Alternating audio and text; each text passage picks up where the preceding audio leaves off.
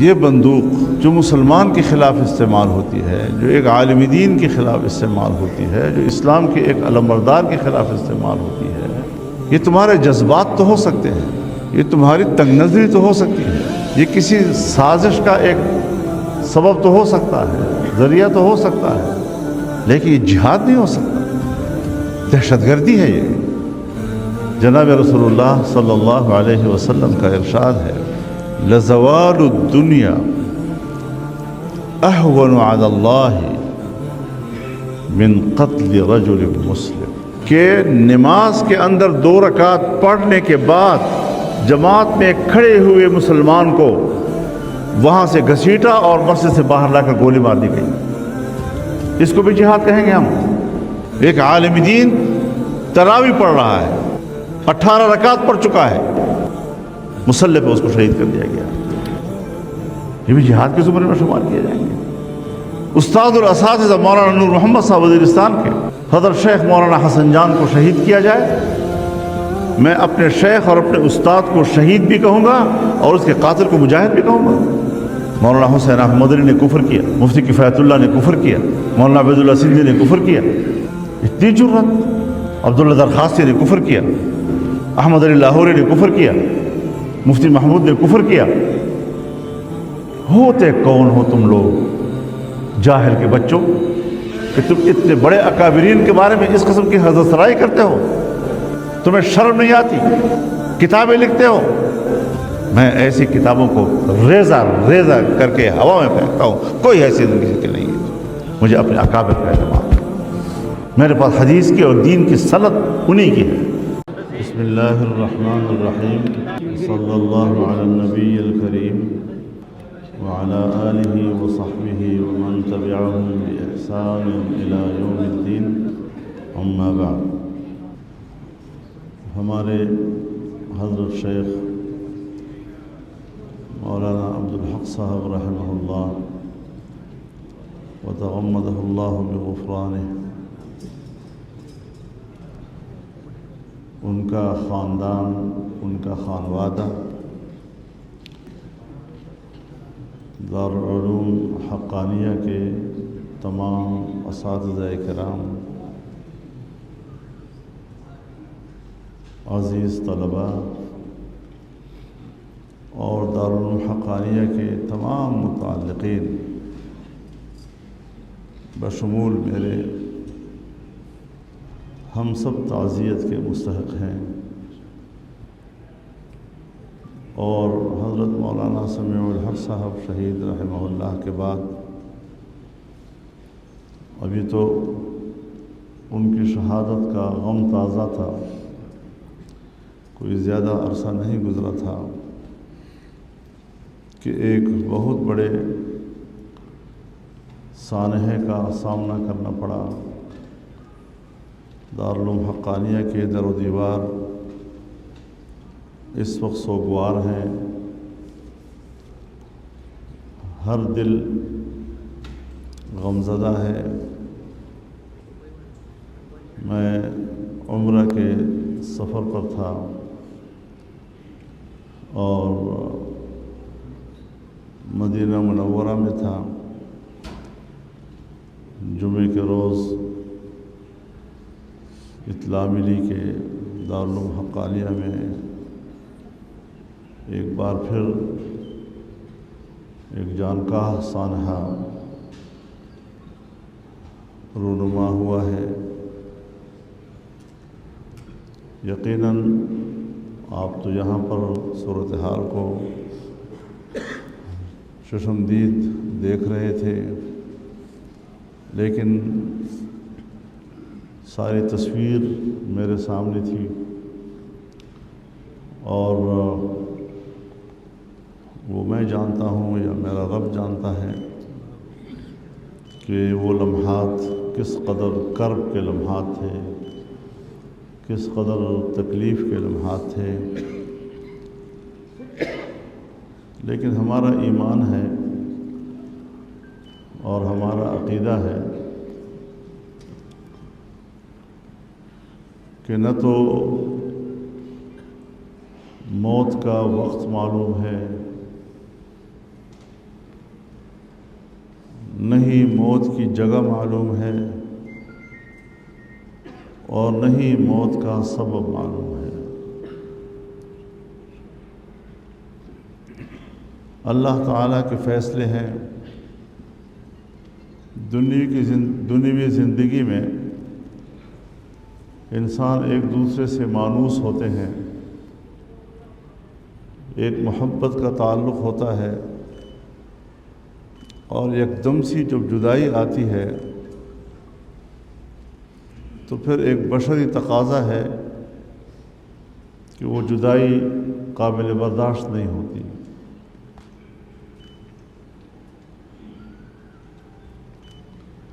لیکن بہرحال جو مقدر تھا اس سے تو مفر نہیں۔ اب اللہ کی طرف سے صبر ایک ایسا انعام ہے کہ جس کے لیے ہم اللہ سے التجا کرتے ہیں کہ وہ ہم سب کو صبر جمیل عطا فرمائے، اور صبر کی ٹھنڈک سے ہمارے اندر کے غم و افسوس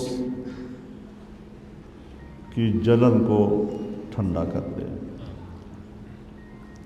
سوائے صبر کے اور چارہ ہی کیا ہے؟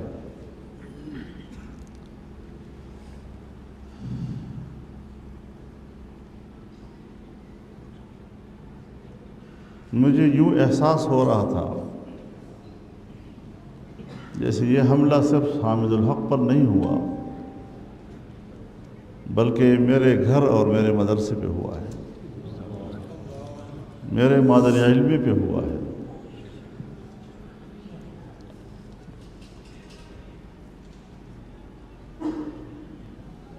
مجھے یاد ہے آج میں پہلی مرتبہ آپ کے سامنے یہ بات کہہ رہا ہوں۔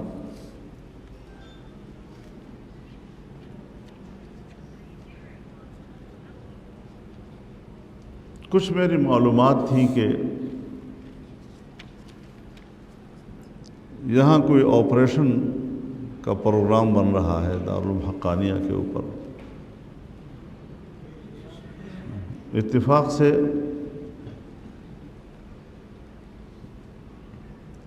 بڑے ریاستی ذمہ داروں کے ساتھ میری ایک ملاقات تھی،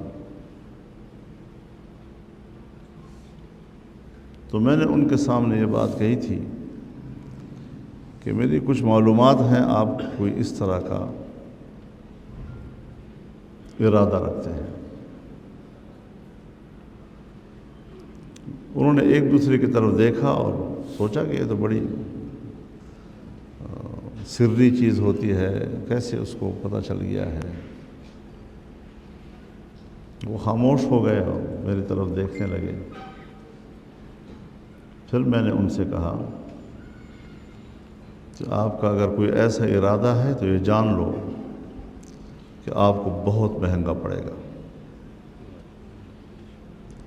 اور میں نے کہا کہ ہر چند کہ ہم اس قسم کے تنازعات سے دور رہتے ہیں، جمعیت علماء اسلام اسلحے کی سیاست نہیں کرتی، لیکن یاد رکھو اگر تم لوگوں نے دارالعلوم حقانیہ کی طرف اس جرت کی نظر سے دیکھا تو مقابلے میں فضل الرحمان کو پاؤ گے۔ اتنا آسان نہیں ہے آپ کے لیے، اور الحمدللہ ان کو پسپا ہونا پڑا۔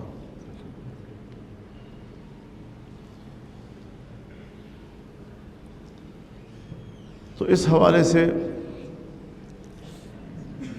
آج بھی میرے جذبات وہی ہیں، اور اس کو میں اپنے مادر علمی، اپنے گھر، اپنے عزت پر حملہ سمجھتا ہوں۔ حامد الحق ایک بے ضرر انسان، لیکن آج بھی میں نے کچھ دوستوں سے کہا کہ مسئلہ حامد الحق صاحب کا نہیں ہے، وہ ہمارا برخوردار تھا، لیکن دارالعلوم حقانیہ کی نسبت ہے، ایک بڑی خبر بنا لی تھی انہوں نے۔ انسان کی جان سے کھیلنا، پھر مسلمان کی جان سے کھیلنا، اس کو بھی ہم جہاد کہیں گے؟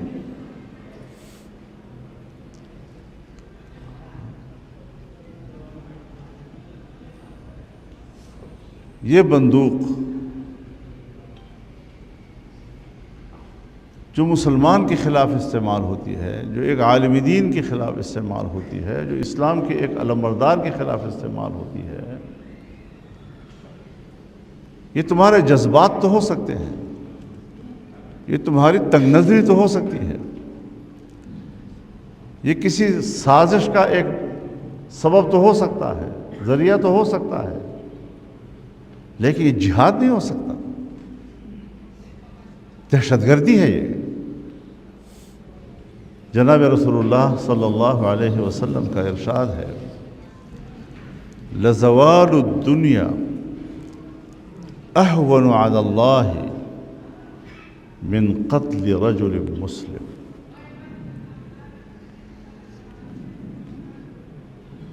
پوری دنیا تباہ ہو جائے، یہ اللہ کے لیے ہلکا ہے اس مقابلے میں کہ ایک مسلمان کا خون بہایا جائے۔ ایک دوسری روایت میں ہے، لہدم الکعبۃ اہون علی اللہ من دم رجل مسلم۔ پورا کعبہ گر جائے، اس کو اللہ تعالیٰ کو اتنی پرواہ نہیں ہے کہ اس کے مقابلے میں ایک مسلمان کا خون بہے۔ اور کعبے کو خطاب کرتے ہیں طواف کے دوران کہ تو عظمت والا گھر ہے، لیکن مسلمان کا خون تیرے سے عظمت پہ زیادہ ہے۔ اس کو ہم نے، اسلام کے نام لیواؤں نے اتنا ہلکا سمجھ لیا ہے، اتنا معمولی سمجھ لیا ہے۔ یعنی یہ لوگ آخرت کے مواخذے سے بے نیاز ہو چکے ہیں، اور ایک مسلمان کے قتل کو جہاد کہہ کر سمجھتے ہیں کہ ہم جنت میں جائیں گے، اس کو ذریعہ جنت سمجھتے ہیں۔ وَمَن يَقْتُلْ مُؤْمِنًا مُتَعَمِّدًا فَجَزَاؤُهُ جَهَنَّمُ خَالِدًا فِيهَا وَغَضِبَ اللَّهُ عَلَيْهِ وَلَعَنَهُ وَأَعَدَّ لَهُ عَذَابًا أَلِيمًا۔ بیک وقت اللہ تعالیٰ اتنے غصے میں آ کر 5 سزائیں ایک مومن کے قتل پر سناتا ہے۔ ہم اتنے غیر محتاط ہو گئے ہیں، اس کو جہاد کہتے ہیں۔ پھر ہم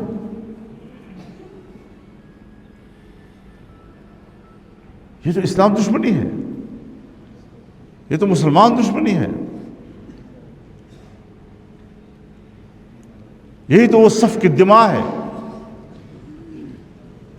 کہ جس کی وجہ سے ملائکہ نے اعتراض کیا تھا، قالوا اتجعل فیہا من یفسد فیہا ویسفک الدماء۔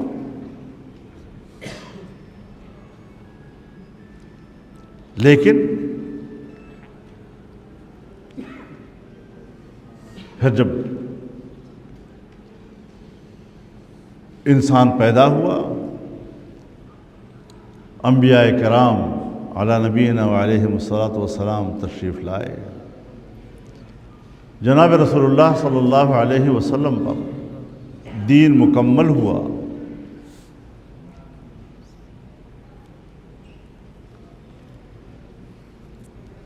تو جب مسجد میں لوگ بیٹھے اللہ کو یاد کرتے تھے تو فرشتے اس مجلس کو گھیر لیتے تھے،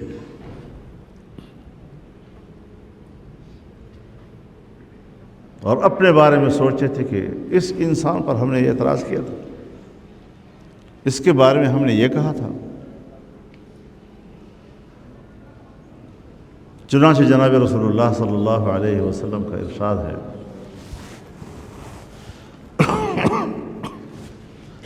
مجتمع قوم فی بیت من بیوت اللہ یتلون فیہ کتاب اللہ ویتدارسونہ بینہم إلا نزلت عليهم السكينة وغشيتهم الرحمة وحفتهم الملائكة وذكرهم الله في من عنده.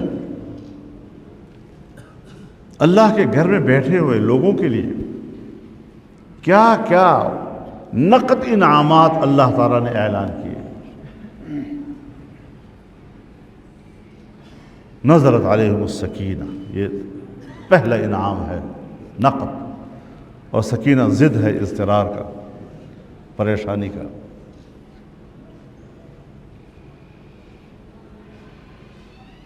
رحمت ڈھانپ لیتی ہے اس مجلس کو، یہ نقد انعام ہے. فرشتے گھیر لیتے ہیں، اور دوسری روایت میں آتا ہے آسمان تک تہ بتہ فرشتے اس منظر کو دیکھتے ہیں کہ اس انسان کی تخلیق پر جب ہم نے اعتراض کیا تھا یہ وہی انسان ہے جو اللہ کا کلام پڑھتا ہے، دوسرے کو سمجھاتا ہے، قرآن کی تعلیم حاصل کرتا ہے، قرآن کی تعلیم دوسروں کو دے رہا ہے،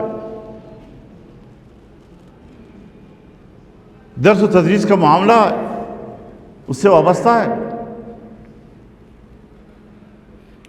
آج ہم نے ان اداروں کو نشانہ بنا لیا، مسجد کو نشانہ بنا لیا. ابھی کوئی ہفتہ 10 دن کا واقعہ ہے، مجھے کسی نے بتایا کہ نماز کے اندر 2 رکعت پڑھنے کے بعد جماعت میں کھڑے ہوئے مسلمان کو وہاں سے گھسیٹا اور مسجد سے باہر لا کر گولی مار دی گئی. اس کو بھی جہاد کہیں گے ہم؟ ابھی جو پرسوں بلوچستان میں واقعہ ہوا ہے، ایک عالم دین تراویح پڑھ رہا ہے، 18 رکعت پڑھ چکا ہے، مسلح پہ اس کو شہید کر دیا گیا. یہ بھی جہاد کے زمرے میں شمار کیے جائیں گے. یہ بھی سرزمین وطن کے ساتھ محبت کی علامت ہوگی. کہیں کوئی ضمیر رہ گیا ہے کہ جس کے دروازے پر کوئی دستک دی جائے کہ کر کیا رہے ہو؟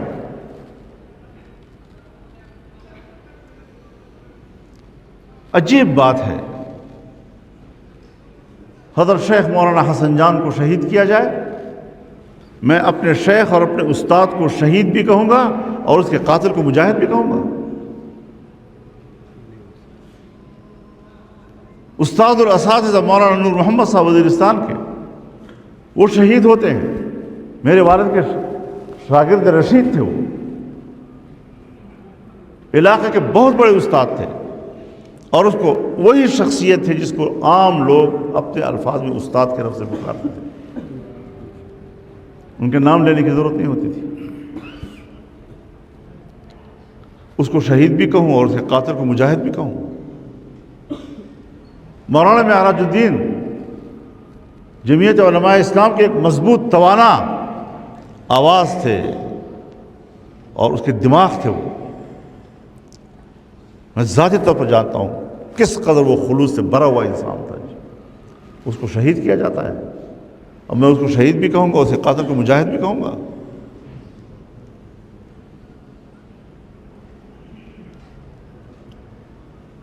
باجوڑ کے جلسے میں تحصیل لیول کا ایک جلسہ، چھوٹا سا جلسہ،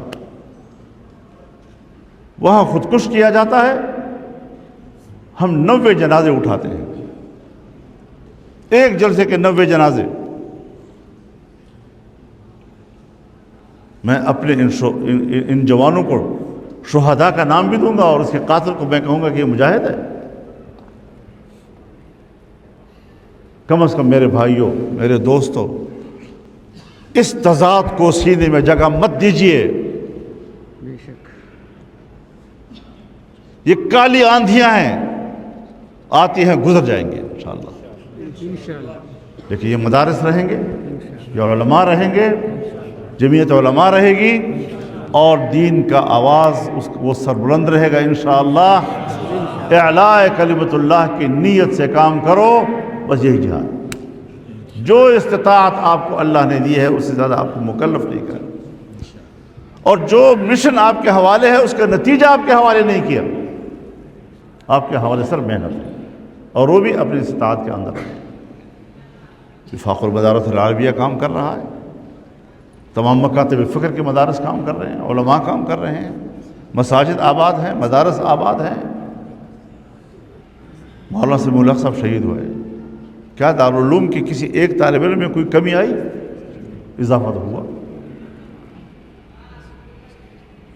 حامد الحق کو یا ان کے ساتھ جو شہداء ہیں میں ان سب کے لیے تعزیت کرتا ہوں۔ مولانا شفیع اللہ صاحب کے بھی بچے وطن شہید ہوئے ہیں، میں سب کی تعزیت کے لیے حاضر ہوں۔ اس سے کوئی فرق نہیں پڑے گا۔ اپنی عاقبت کیوں خراب کرتے ہو؟ کیوں دھوکہ دیتے ہو اپنے آپ کو کہ جیسے تم کوئی جہاد لڑ رہے ہو؟ کوئی جہاد نہیں لڑ رہے، تم سفاک ہو، تم قاتل ہو، تم مجرم ہو۔ افغانستان کے علماء کا فتویٰ ہے، پاکستان کے علماء کا فتویٰ ہے۔ یہ مولانا عبدالحق صاحب اس فتوے میں موجود تھے جو ہم لکھ رہے تھے جامعہ اشرفیہ لاہور میں، کہ اس کے بعد یہ جنگ ہوگی، جہاد نہیں ہوگی۔ پاکستان میں غیر شرعی ہے یہ چیز۔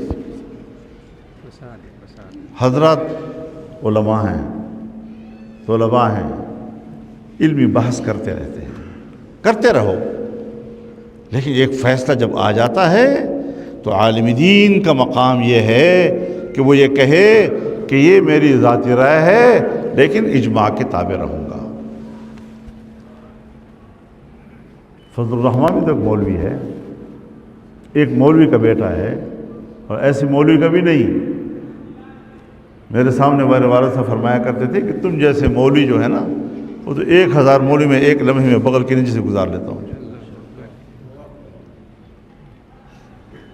جن کے علمی مقام پر مولانا عبدالحق اعتماد کرتے تھے۔ اور مولانا عبدالحق کی علمی مقام کو آپ نہیں جانتے، آپ نے ان کو دیکھا ہی نہیں ہوگا۔ میں نے یہاں کے تمام اس زمانے کے ہم عصر اساتذہ کو سنا ہے، اور آپ کو پتہ ہے کہ صحاح ستہ جب پڑھائے جاتے ہیں تو ایک حدیث مختلف کتابوں میں مکرر آتا ہے، بلکہ بعض دفعہ ایک کتاب میں مکرر آ جاتا ہے۔ ہمارے اساتذہ اس پر بحث بھی کرتے تھے۔ جس دن مولانا عبدالحق صاحب بیٹھتے تھے اور کوئی ایسی حدیث پڑھانی ہوتی تھی جو ہم پہلے سن چکے ہوتے تھے دوسرے اساتذہ سے، اس وقت پتہ چلتا تھا کہ مولانا عبدالحق کا مقام کچھ اور ہے، ان کی تحقیق کا انداز ہی کچھ اور تھا۔ ہمارے حاجی صاحب تھے نوشہرہ میں، حاجی شیر افضل خان بدرشی، زمیندار آدمی تھے، دنیا دار آدمی تھے۔ ایک دفعہ مجھے کہنے لگے کہ ہم یہ سوٹڈ بوٹڈ لوگ، دنیا دار لوگ آپس میں کبھی اکٹھے ہوتے ہیں تو یہ لوگ علماء کے بارے میں ذرا کمزور باتیں کرتے ہیں، یہ علماء کو بڑا کمزور چیز سمجھتے ہیں۔ تو حاجی صاحب کہتے ہیں کہ میں پھر ان کو کہتا ہوں کہ تم نے علماء کو دیکھا نہیں ہے، آؤ میں تمہیں دارالعلوم حقانیہ لے جاتا ہوں، مولانا عبدالحق صاحب کے درس پہ تمہیں بٹھاتا ہوں، اگر اس کا درس سن کر تم احساس کمتری میں جوتوں میں جا کر نہ بیٹھے میرا نام تبدیل کر دو۔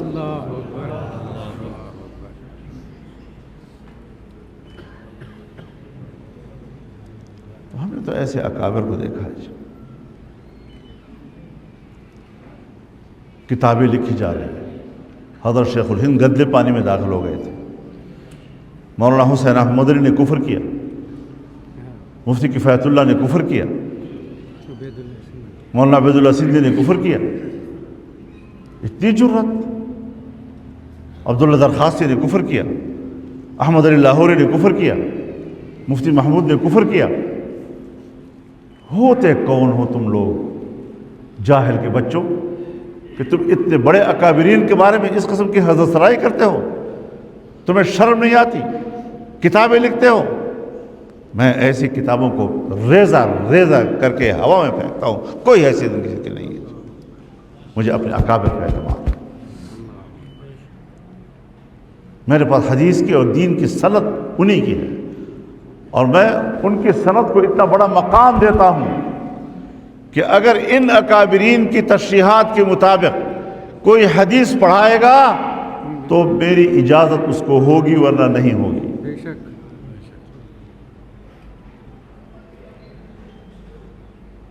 تو ان اکابرین کو جنہوں نے اپنے آنکھوں سے دیکھا ہے، ابھی لوگ زندہ ہیں، ہم نے خود دیکھے ہیں، ہم نے خود سنے ہیں ان لوگوں کو۔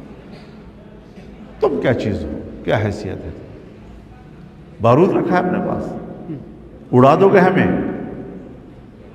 تو پھر ہمارے اڑانے کے بعد ایک ایک قطرے سے جو ہمارے نظریات کی صدا اٹھے گی، جو ہمارے مشن کی صدا اٹھے گی، جو ہمارے اکابر کی صدا اٹھے گی، تمہیں اس کا بھی اندازہ ہے؟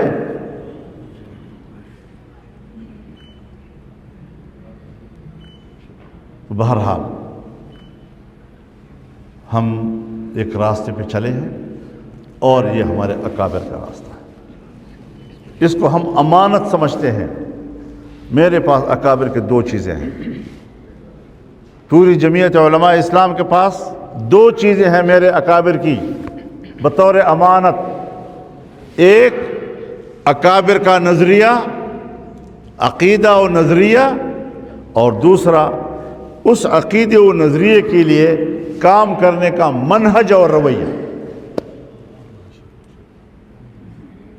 مجھے انہوں نے عقیدہ بھی بتلایا ہے، نظریہ بھی بتلایا ہے، اور کام کرنے کا منہج بھی بتلایا ہے۔ نہ تم مجھے ان کے عقیدے سے ہٹا سکو گے، نہ ان کے منہج اور رویے سے ہٹا سکو گے۔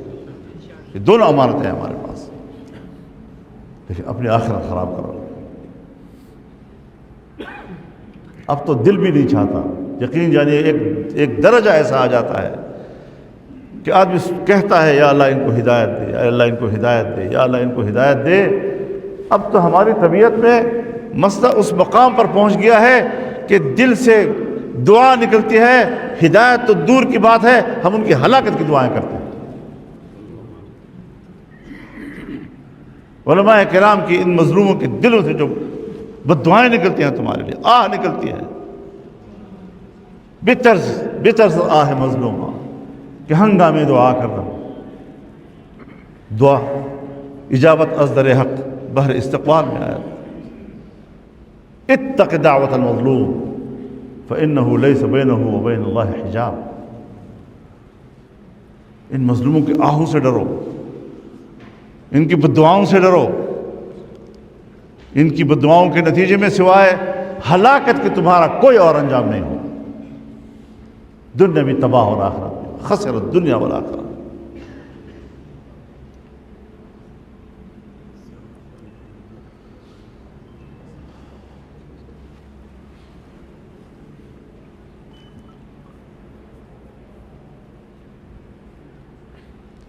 یہ وہ لوگ ہیں الذین ضل سعیہم فی الحیاۃ الدنیا وہم یحسبون انہم یحسنون صنعا۔ کبھی اپنے اندر تذبذب مت پیدا کرو، پورے خود اعتمادی کے ساتھ رہو، اور یہ کہو کہ میں اپنے اکابر کے عقائد و نظریات، ان کے منہج کا امین ہوں، اس سے صحیح راستہ اور ہو نہیں سکتا۔ ہر علاقے کے اپنے حالات ہوتے ہیں، دوسرے ملک کے حالات پر اپنے آپ کو قیاس نہیں کرنا چاہیے۔ جو حالات آپ کو درپیش ہیں انہی حالات کے تحت آپ نے فیصلے کرنے۔ تو اللہ تعالی ہمیں اپنے اکابر کے راستے پہ چلنے کی اور ان کے مشن کو زندہ رکھنے کی اللہ ہمیں توفیق عطا فرمائے۔ انشاءاللہ یہ مدارس رہیں گے، یہ دارالحقانیہ رہے گا، یہ دوسرے مساجد مدارس اور علماء رہیں گے، یہ داڑیاں اور پگڑیاں رہیں گی، یہ علوم کا سلسلہ رہے گا، اور دشمن دانت پیشتا رہے گا کہ یہ کیا ہو رہا ہے، ہم نے تو ان کو ختم کرنے کا سوچا تھا، یہ تو ابھی بھی زندہ ہے، اس سے پہلے سے زیادہ زندہ ہے، پہلے سے زیادہ۔ اللہ ہم زندہ رہیں گے اور یہ مشن زندہ رہے گا۔ ہماری مادی زندگی کا کوئی حساب نہیں ہے، لیکن ہمارا مشن چلتا رہے گا۔ اکابر کو پتہ تھا کہ فضل الرحمن پیدا ہوگا، مولانا سمیع الحق پیدا ہوگا، حامد الحق پیدا ہوگا، ان کو تو پتہ نہیں تھا، لیکن آج ان کا مشن ان کے نام کے ساتھ زندہ ہے۔ اسی طرح کام کریں، اللہ تعالی ہمیں توفیق عطا فرمائے۔ میں ایک بار پھر دل کی گہرائیوں سے، پورے خانوادے سے، آپ تمام طلباء و اساتذہ سے، شہداء کے ورثاء سے تعزیت کا اظہار کرتا ہوں، اور تاخیر سے آنے کی وجہ عذر آپ کو معلوم ہے، جو عیاں ہے آپ عذر کو قبول فرمائیں گے۔ وآخر دعوانا ان الحمد للہ رب